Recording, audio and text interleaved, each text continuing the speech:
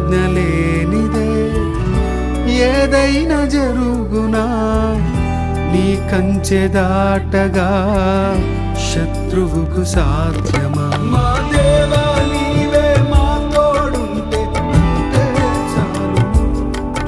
అపవాది తలచిన కీడులన్నీ వేలైపోను.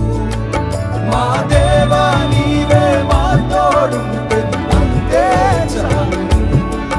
అపవాది